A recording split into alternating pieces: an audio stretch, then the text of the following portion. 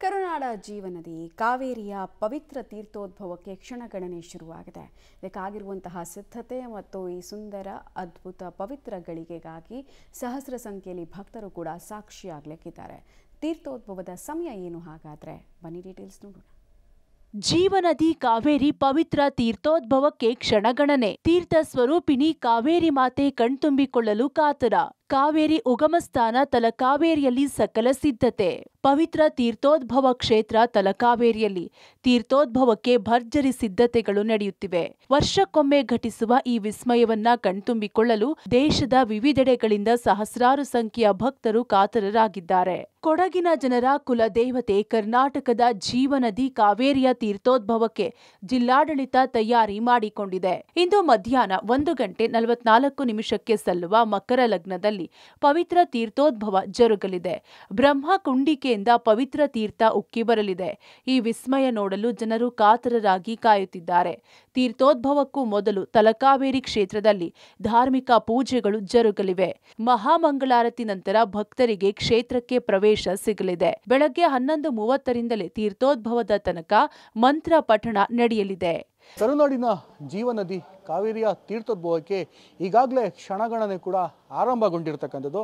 ಪ್ರಸ್ತುತ public TV ಇದೀಗ ಕಾವೇರಿಯ ಕುಂಡಿಕೆ ಬಳಿ ಇದ್ದೇವೆ. ಈ ಒಂದು ಕುಂಡಿಕೆ ಬಳಿ ಇಂದು 1:44 ಮಕರ ಲಗ್ನದಲ್ಲಿ ಕಾವೇರಿ ಮಾತೆ ತೀರ್ಥರೂಪಿಣಿಯಾಗಿ ನಾಡಿನ ಜನರಿಗೆ ದರ್ಶನವನ್ನು ಕೂಡ ನೀಡಲಿಕ್ಕಿದ್ದಾಳೆ. ಈಗಾಗಲೇ ಕಾವೇರಿ ಮಾತೆಗೆ ಬೇಕಾದಂತಹ ಅಲಂಕಾರಗಳೇನಿದೆ ಈ ಅಲಂಕಾರಗಳನ್ನು ಕೂಡ ಈಗಾಗಲೇ ಮಾಡುವಂಥದ್ದು. ಮತ್ತೆ ಏನು 12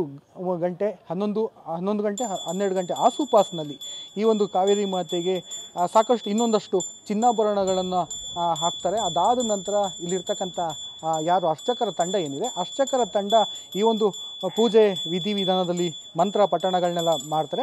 ಕಾವೇರಿಗೆ ಅತ್ಯಂತ ಪ್ರಿಯವಾದಂತಹ ಕುಂಕುಮಾರ್ಚನೆ ಇಲ್ಲಿ ಮಾಡುವಂಥದ್ದು. ಅದಾದ ನಂತರ 1:44 ತಾಯಿ ತೀರ್ಥರೂಪಿಣಿಯಾಗಿ ನಾಡಿನ ಜನರಿಗೆ ದರ್ಶನವನ್ನು ನೀಡ್ತಾಳೆ. ಹೀಗಾಗಿ ಸಹಸ್ರ ಭಕ್ತರು ಕೂಡ ಈ ಒಂದು ವಿಸ್ಮಯವನ್ನು ಕಣ್ತುಂಬಿಕೊಳ್ಳೋಕೆ ಕಾತುರದಿಂದ ಕೂಡ ಕಾದು ಕುಳಿತಿರ್ತಿದ್ದಾರೆ ಅಂತಲೇ ಹೇಳ್ಬೋದು.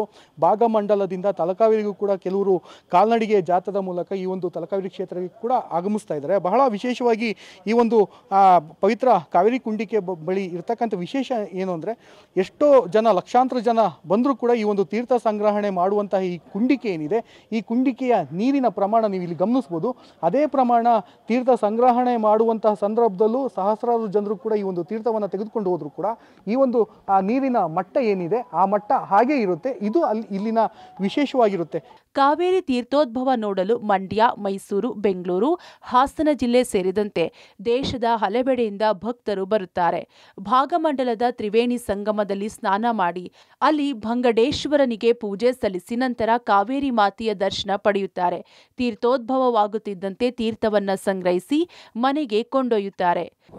ದೇವರಿಗೆ ನಾವು ಇನ್ನು ಸ್ನಾನ ಮಾಡಿ ಅರ್ಚಕರೆಲ್ಲ ಸೇರಿ ಸ್ನಾನ ಮಾಡಿ 11:15 ನಾವು ಇಲ್ಲಿ ಪೂಜೆಗೆ ಶುರು ಮಾಡ್ತೀವಿ. ಮಹಾಸಂಕಲ್ಪ ಶುರು ಮಾಡಿ ಮುಹೂರ್ತ ಬರೋವರೆಗೂ 1:44 ಪೂಜೆ ನಡೀತಾ ಇರುತ್ತೆ. ಮುಹೂರ್ತ ಆದಮೇಲೆ ಎಲ್ಲರಿಗೂ ತೀರ್ಥ ವಿತರಣೆ ಅದೆಲ್ಲ ಮಾಡಿ ಆ ನಂತರ ಸಾಯಂಕಾಲ 6 ಗಂಟೆವರೆಗೂ ತೀರ್ಥ ಪ್ರಸಾದ ಕೊಡೋದು ಇದ್ದೇ ಇದೆ. ತಲಕಾವೇರಿಯಲ್ಲಿ ತೀರ್ಥೋದ್ಭವಕ್ಕೆ ಕ್ಷಣಗಣನೆ ಆರಂಭವಾಗಿದೆ. ಭದ್ರತೆಗಾಗಿ ಹೆಚ್ಚಿನ ಸಿಸಿಟಿವಿ ಸೇರಿದಂತೆ 500ಕ್ಕೂ ಹೆಚ್ಚು ಪೊಲೀಸರನ್ನ ನಿಯೋಜನೆ ಮಾಡಲಾಗಿದೆ. Mallikarjun, public TV, Madikeri.